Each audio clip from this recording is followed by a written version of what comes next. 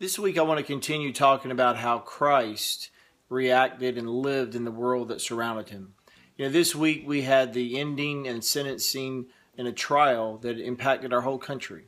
The Boston bomber, as he's called, was sentenced to death. Death is final in where we live, but it's not final. There's a next place that we go. When Christ came, he brought life. And when I think about death as a resolution, death as a solution, I have to ask myself, what would Jesus do? And I don't mean that in a cliche. I mean that really, what would he do? What did he say? He came to give life and more abundant. He told those that were condemned to death to go and sin no more. Now, I'm not saying there aren't ramifications to our actions, and I'm not saying that there has to be justice. But what is true justice? What is the justice of God? Because all of us under sin are condemned to death.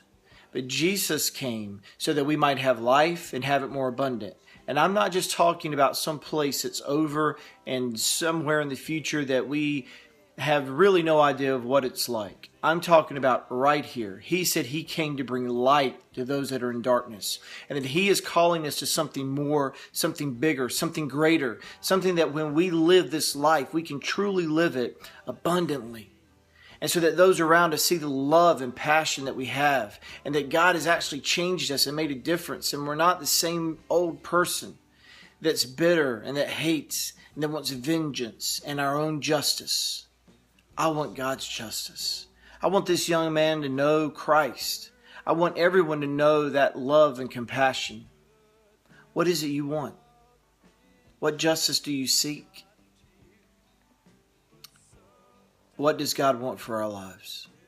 I pray that you would walk in mercy and in light and in hope, and share the love of God with those around you. Turn the other cheek.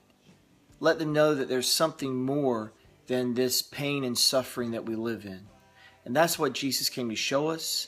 He lived it.